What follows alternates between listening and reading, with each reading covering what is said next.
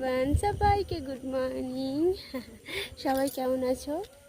আমি মোটামুটি আছি। এই দেখো, ভোরের দিকে হাঁটতে আসছি, জানো তো, পুরো ফাঁকা, কেউ নেই। সত্যি দারুণ অনুভূতি। এই অনুভূতি কোনো কিছুর সঙ্গে তুলনা করা যাবে না। মানে আমার হাজব্যান্ডও আসছে, ও একটু পুলের কাছে বসে পড়েছে, আমিও হাঁটতে হাঁটতে একটু আসলাম। খুব একটা বেরোনো হয় না, আমরা বিকালের দিকে বেরোই, প্রায় বেরোই রোজই ধরতে গেলে।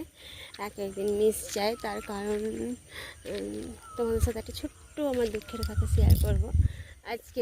আজকের যেহেতু ভোরের দিকে বেরিয়েছি সেই জন্যই বলবো, কারণ আমি তো খুব একটা ভোরের দিকে বেরোই না। আজকে বেরিয়েছি অনেক দিন পর প্রায়। আর সেটা হচ্ছে, কোনো মেয়ে ভালোবেসে যখন বিয়ে করে আসে, দেখবে তারা ভালোবেসে বিয়ে করে পালিয়ে আসার পর যখন বাপের বাড়িও মেনে নেয় না, আর শ্বশুর বাড়িও মেনে নেয় না, একটা মেয়ে যে কী পরিমাণ চাপ সৃষ্টি হয় সেটা বলে বোঝানো যায় না। মানে সেরকমই মানসিক টেনশনে আমিও আছি। মানে মোটামুটি ধরো যে আমাকে ধরে বাইরে বার করে দেওয়া এরকম ব্যাপারটা হচ্ছে। বেরিয়ে যাও, তোমাকে তো আমরা নিয়ে আসিনি, তুমি তো পালিয়ে এসে বিয়ে করেছো। মানে আমাদের মতন মেয়েদের সংসারে কোনো ঠাঁই হবে না, পালিয়ে এসে বিয়ে করেছি।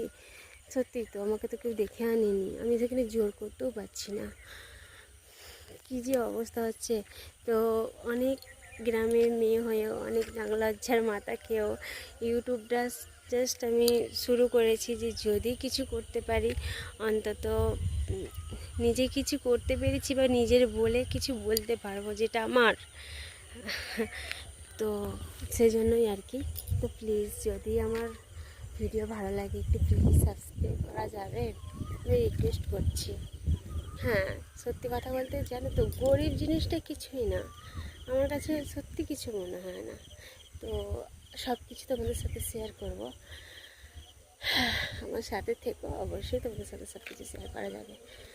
আর একটা যেটা বলতে গিয়েই থেমে গেলাম, যে গরিবটা সত্যিই কিছু না, যদি ভালোবাসাটা পূর্ণ থাকে না, কিছু না। এই যুগে দেখো, একটা দিন কাজ করলেও মোটামুটি পেট পুরো খেতে পারবো, পেটে খেতে পারবো, কিছু পেট পুরে না হলেও খেতে পারবো। কারণ শরীর যখন থাকে, যখন ছেলে সন্তান একটা সংসার থাকে না, তখন হয়তো সত্যি কথা বলতে খেটে খাওয়ার ওপর নির্ভর করলে কিছুই হয় না।